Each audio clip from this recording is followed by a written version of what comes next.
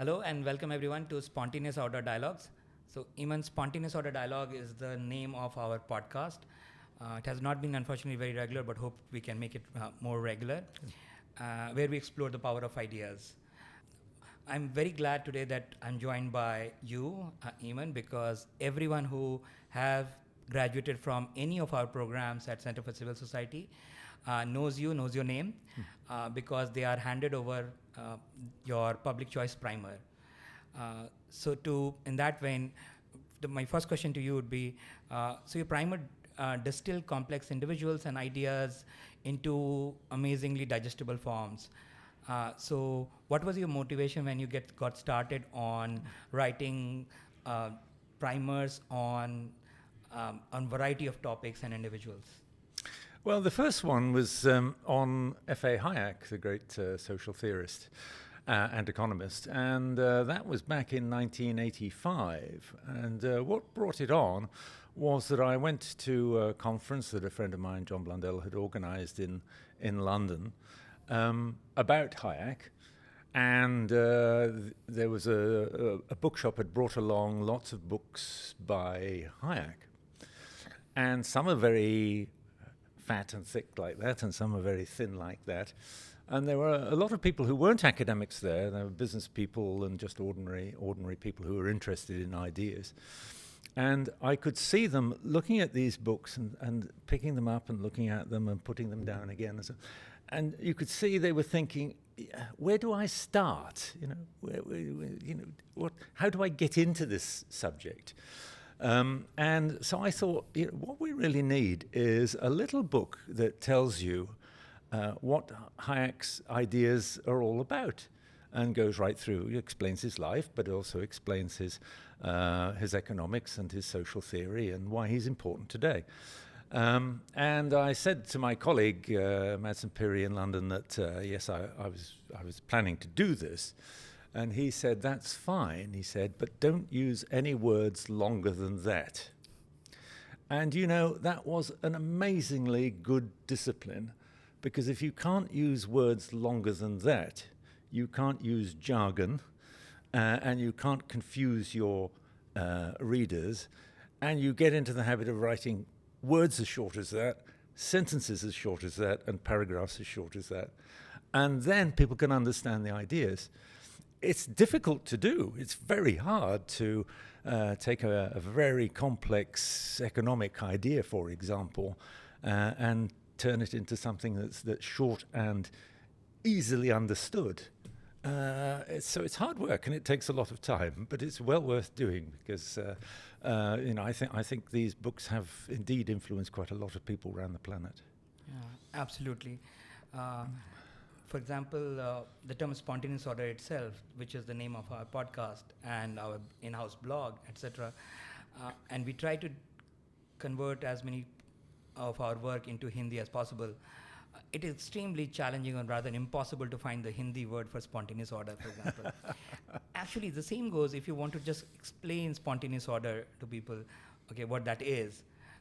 I have a 2-hour lecture on spontaneous order, which barely does justice to it. So yeah, some of those ideas can indeed be extremely complex. Yes, particularly with somebody like Hayek. I mean, Hayek, his native language was German, because he was from Austria. And Germans do tend to use very long sentences and very long words.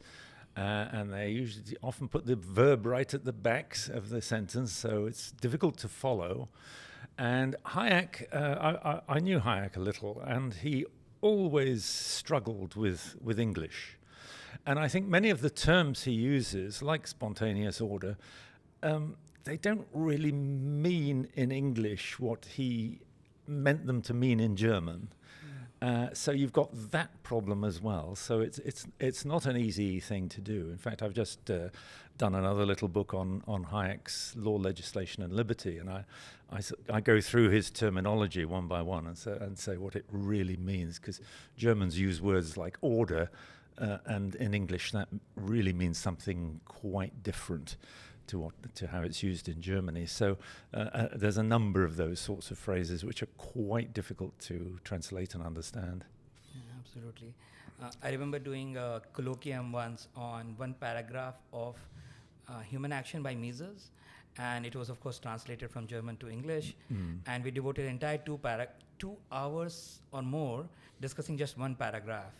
And it was not enough. We did not do justice to that discussion. So yeah, I know. So what of all the primers that you have written so far, and there are many, many of them. Probably we'll make a list and put it in the description section. Which one did you find most challenging, and which one did you find most fun? Ooh, they're all challenging because you have to read widely into the subject. And then you have to know, what do I cut out? What can I leave out? I just, I'd love to include everything, but you can't include everything. You've just got to go to the basics. So, so that's the problem there. So I think that they're all challenging. They all take quite a long time to write. Which is the most fun? Ooh, I don't know. I think the public choice one was quite fun because I could say some very rude things about politicians and officials, and it looks like academic discourse.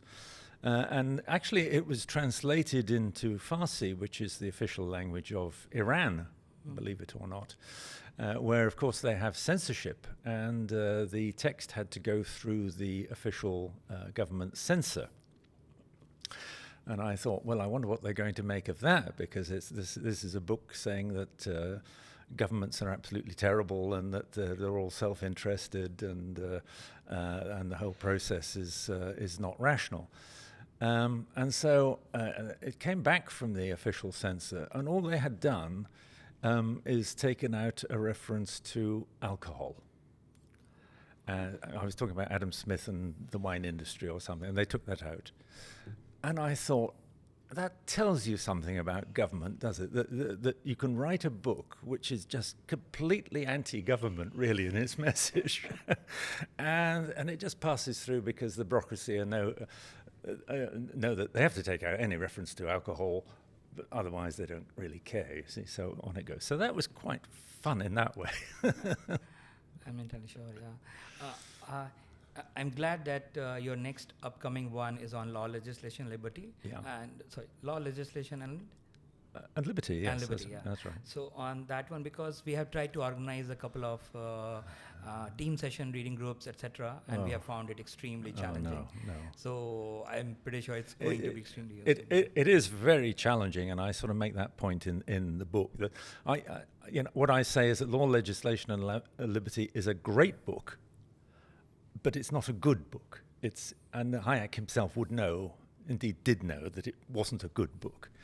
And he started it back in the early 1970s. And then he was hit by a dose of very bad health, which lasted for some years. In fact, I think he probably had some undiagnosed heart attacks. And then he moved continents and moved universities and things. And then when he got the Nobel Prize, that distracted him yet again. So this is a book which was written over about 20 years or more. And in the middle of it, he changes his mind on some things as well. So that's difficult. And you find that things which he said at the beginning, he's repeating again in the middle, and he repeats it again at the end of it, because he hasn't had an opportunity to just look at the whole thing as one. It's been a very piecemeal production.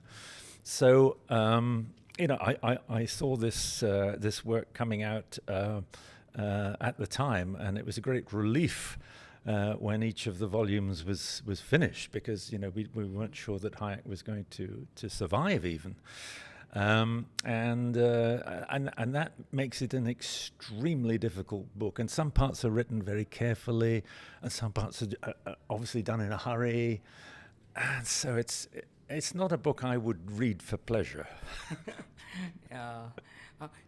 What kind of sort of an image of a person do you have in mind as an audience when you write these primers? Oh, I think principally a student in high school or early university, and something like maybe a business person, maybe somebody in government who's not an academic, and so doesn't know the jargon, is intimidated by footnotes and glossaries and all of these things that people insist on putting into their books. So I want to cut all that stuff out as much as possible and make it so that an ordinary person could take up the book and understand in outline, what this subject is about or what that person is saying. So that's my target audience, and I think if you've got that in mind, then you know that you can't go into jargon, and I can't talk about things that my academic professors understand, but ordinary people in the street don't.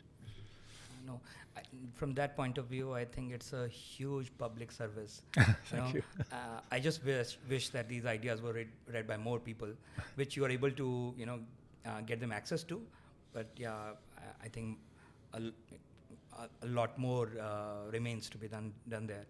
So, and I'm pleased, by the way, that it's translated into local languages like Hindi, for example, because that makes it even more accessible to people. I mean, a few people in a few countries can read English, but at the same time, even if they can, it's much easier for them to get it in their own language. So.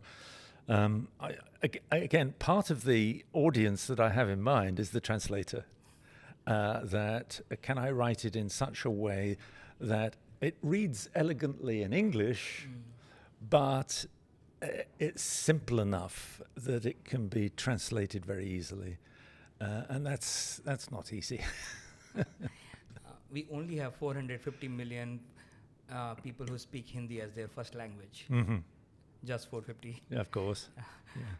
So I realized and I noticed that majority of the individuals and the ideas that we kind of cover in your primers that you do are in many ways mostly active in the 20th century. And so I'm just wondering, classical liberal ideas, broadly speaking, of course, Adam Smith was there way before in 18th. So from that point of view, are there topics, ideas that you think are begging for primers to be written about? Maybe, in the recent times, etc. Recent times is more difficult because you don't know how arguments are going to turn out because it's still in process. For example, I've just finished a book on for the Institute of Economic Affairs on schools of economic thought. So I start with prehistory and then go through classical economics, Adam Smith and so on, and then neoclassical economics, Ricardo and all these people, and Marx. And public choice, and then I finish with behavioral economics. But the thing with when you start talking about behavioral economics, it's very much of a sort of contemporary field, and you don't know whether it's going to last or not. You don't know whether this is just going to be, whether it's a great thing and it's going to shape the way that we think about economic life, or whether people are going to say this is just nonsense, this doesn't work at all. So it's difficult to do things about contemporary subjects, I think. So, and I'm happy in the 20th century because I was born in the 20th century, and many of the people like Hayek and Friedman and so on, I knew and met, so I can talk about them. And many of the ideas that came around, sort of Ayn Rand and so on, I can talk about those because they were very current when I was a student and in my early adult years. So I'm comfortable there, but I take your point. I need to get up to date. But yeah, Rand reminds me probably one of the primer that needs to be written is on Rand. Yes, himself. yes. Well, I did do a primer on Rand a few years ago, maybe 3 or 4 years ago. And interestingly, I was put off Ayn Rand when I was a student, because although she was saying lots of sensible things, it was a very sectarian movement. You either believed everything that Ayn Rand said, or you were a complete heretic, right? And there were lots of disagreements within her sort of sect almost, and I thought, I was, a student, I don't want to be a part of this. This doesn't sound good to me. And then eventually I came back to her, and I'm not sure why, but it was only sort of like 10 years ago I came back and I thought, well, I'm actually going to read some of these things. And my wife read the novels and said, they are she reads an awful lot of novels, and she said they're absolutely extraordinary. And I thought, oh, are they? I thought they were pretty terrible when I read them as a student. So I thought, okay, right, well, I'll read this stuff again and see how we get on. And I think that what I concluded was I don't share her philosophy at all. I'm a sort of Hayekian Scottish empiricist, basically, not a kind of rationalist like she was. And so I don't get any of the philosophy. I think it's wrong, and I don't go with it. But the conclusions that she comes out of it, they're wonderfully robust, and it's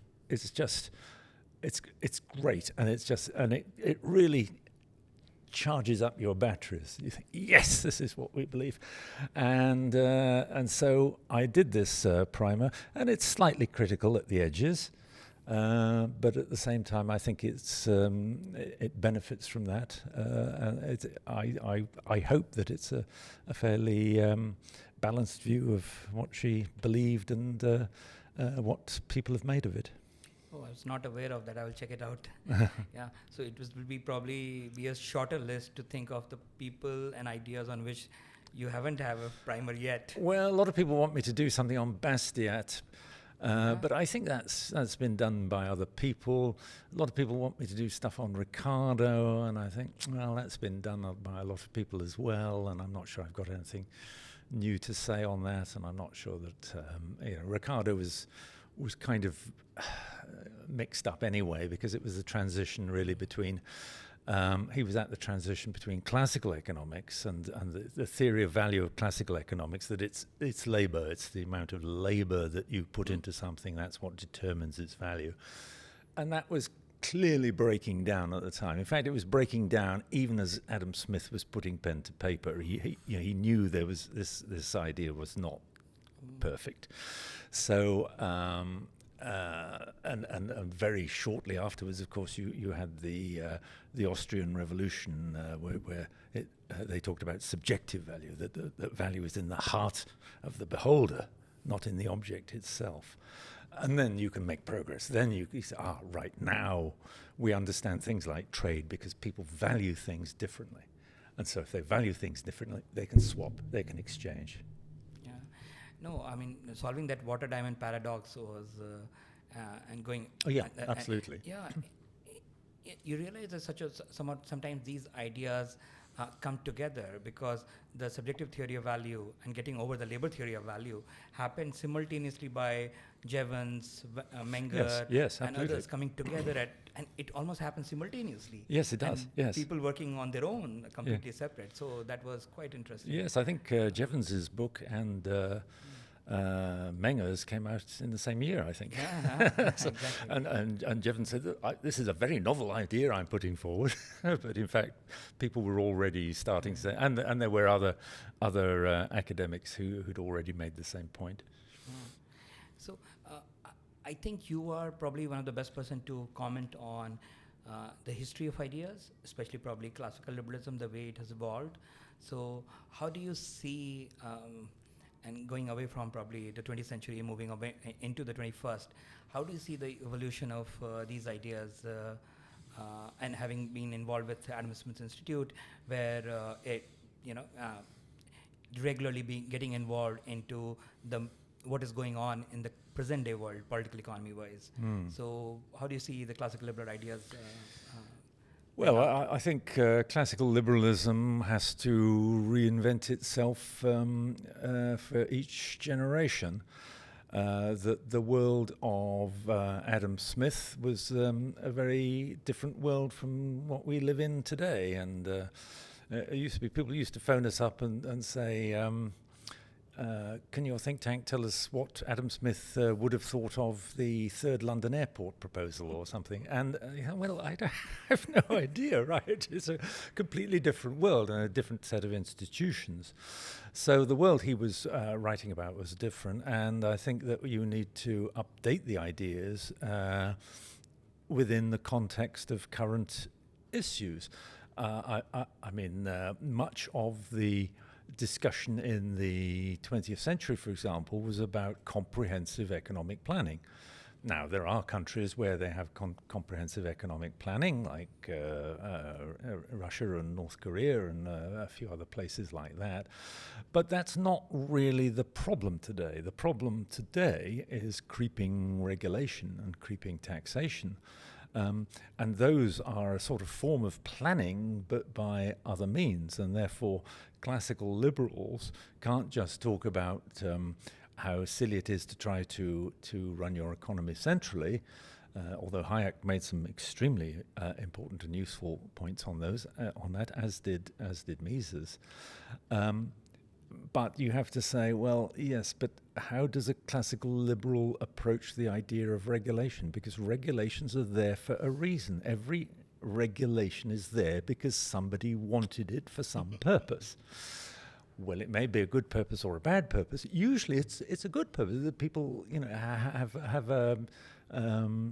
do it for noble reasons. That we must have regulations about how to use a ladder because people might fall off ladders if you don't have that.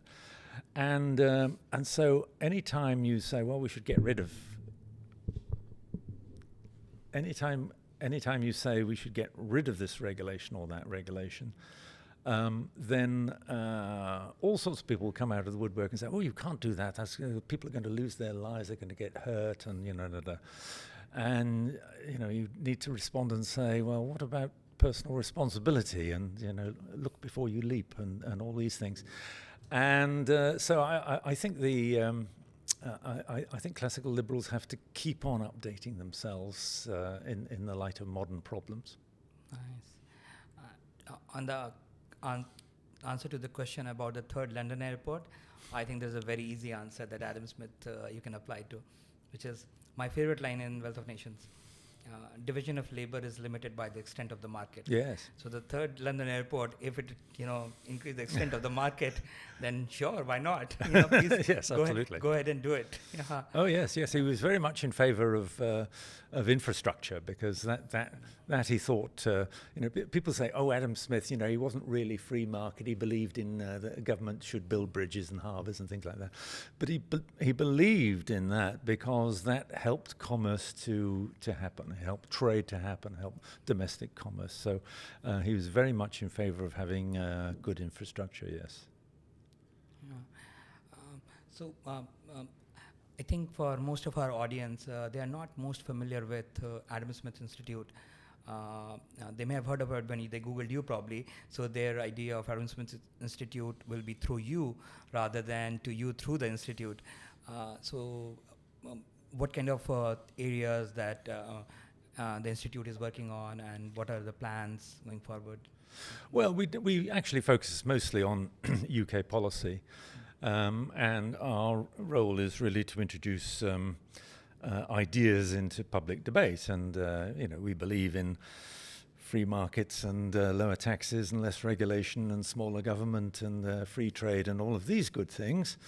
But you can sail that, and nothing will happen. So what you have to do is to create policy initiatives which will get you a little bit closer to that goal. So it may not be a completely free market solution, but at the same time you are getting closer to where you want to be. So in the 80s, for example, we were very active in terms of designing plans for privatization of public services, because roughly 2/3 of the British economy, when Mrs. Thatcher took office, was in government hands. Now that's a minority. And that's because we privatized telephones and water and electricity and shipbuilding and steel and buses and everything else. So drawing up those sort of practical solutions, seeing it from the point of view of the politician and the pressures that are on them, can we design a policy that will get through all the obstacles and then produce a smaller government solution at the end of the day? I think that is exactly the purpose of most of the classical liberal organizations, public policy think tanks around the world today. So I wonder if similar challenges are faced by classical liberals in all countries, where government is always trying to find ways to intervene, regulate more, etc., and we're trying to find more space for individuals. So I wonder if and let me just say, Hayek wrote this famous essay about the intellectuals and socialism, and a lot of people look down on think tanks and say, oh well, you're not really academic and so on. But actually doing this, creating those practical policy solutions, is just as creative as coming up with ideas in the academic world. So I'm very happy. I think it's the one thing that Hayek was wrong on. That's my favorite essay. That and the book by John Blunder on Waging the War of Ideas. Oh yes, that's right. Yeah. Both of them put together kind of lays down ways and means through which one gives the reasoning behind it, why you should be doing it. Other probably says also how you can go about doing it. So I love both. And every country is different, and every problem in every country is different, and it needs different solutions. So it's quite a complicated process. So any strategy that you think has worked really well? Maybe there are some lessons for it for other countries, other think tankers to think of?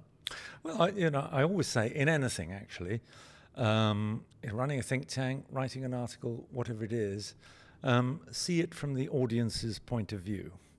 You can write an article, and it might be a brilliant article, but if nobody can understand it, then there's no point. So what you need to do is think, who is going to read this article? All right, I'm going to write it with them in mind.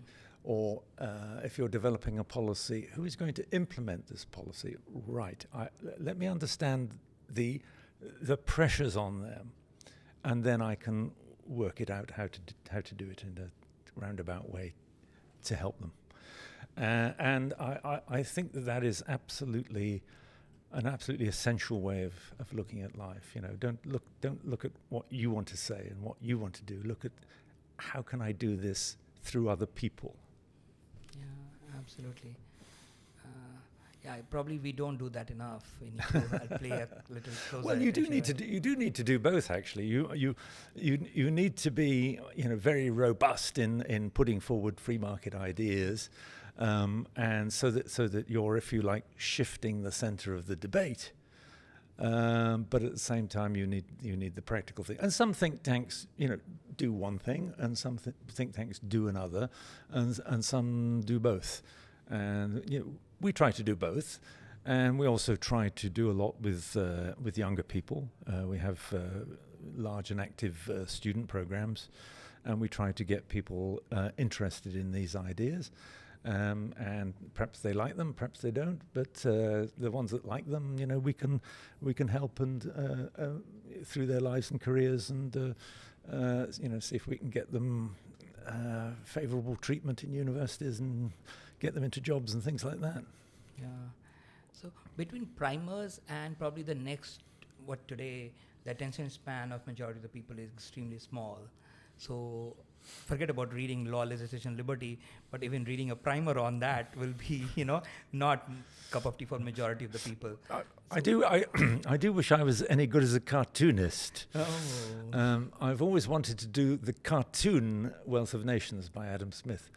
I would love to do that, and it's a pity. I had a friend who was an excellent cartoonist, and he did a few pages for me.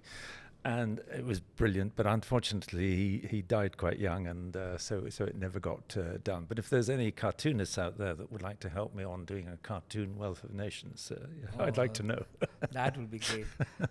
Yeah, so because the ideas transmission can happen in, you never know what form it can take. And Oh yeah. And today, majority of the people are spending so much time on their smartphones and probably doing and watching short videos. So the Sure. data in India says that almost 90 minutes every average Indian is spending time scrolling through short videos. Yeah. And that is where probably our content also needs to be available in some form. If Yes. they're where they are, you need to go probably where the audience is. Yeah. So yeah, It needs to be available, and I think when you're doing it, you need to understand the medium, and I think that you need to do it in such a way that is short and engaging, and which is, if you like, personal. A book is text, and it's kind of removed from you. It's up there and so on. If you're looking at a video, it's got to get you there. So I think those of us on our side have been very bad at doing that. The sort of statists are extremely good at sort of harnessing the human aspect to these things, and I think that we should be doing more of that. But don't knock the book because I mean, in my own in any case, you can do a book and nothing happens, and then 30 years later somebody will come and say, oh, I found this book on my bookshelf, and it's really fantastic, and I'm going to do this. And that is the thing about books. They hang around, and there's books on my shelves that I haven't read in 30 years. And I was just looking the other day, actually, and thinking, golly, I must read that again, And when I do read it again, I know that I will discover something new that's going to set me in some completely new direction. So books are important, and so the more you can get them out in libraries and institutions, the better, because they hang around forever. Yeah, I totally agree with you. Absolutely. So you have been extremely generous with our time. Thank you very much for this, Eamonn. Before we conclude this conversation, I was wondering if maybe you've already covered it, but just some final thoughts on where do you see classical liberalism, the history of ideas, etc., heading?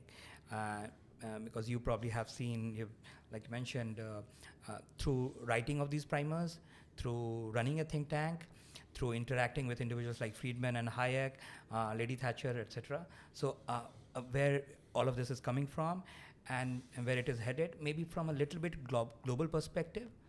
Yes. Well, I think what I think is that it's the ideas that are important. It isn't the Reagan or Thatcher or any of these politicians, right? It's the ideas that are important. And Keynes was right. Politicians follow the ideas of economists and social theorists and so on. So I think that, and as Hayek said at the end of Law, Legislation and Liberty, we have to take the campaign, if you like, onto the battlefield of ideas, and that's the important thing. So we need to be very slick in our argument, by which I mean we need to understand what arguments our opponents are making and why they're making them, because our opponents are not bad people. They just have a different view of where to get to the same objective of, a free, peaceful, cooperative world, and they have a different view of the mechanism of getting there. So you need to realize that they're good people, that they're mostly very willing to engage in argument, and that we must argue with them and try to convince as many of them as we can. So I think that's definitely would be my advice. I think in any country is to focus on the world of ideas and get those ideas as widely as you can into public circulation. Yeah, thank you. No wonder that the byline of sorts of our in-house blog, Spontaneous Order, is explore the power of ideas. Yeah, absolutely. Unfortunately, one of the common lament generally is that with classical liberal ideas, libertarian ideas of Austrian economics, public choice, etc., is that our ideas are non-intuitive. So it doesn't, yeah. earlier in the session today, Brian was talking about how, good like it sounds, it's very difficult to kind of grasp, but it may, for the opponents, ideas of interventionists probably, it will be, okay, they are probably get close to the heart Yes. pretty soon. In that sense, they have a head start, and we have a sort of handicap. Yes. So that becomes a little challenging.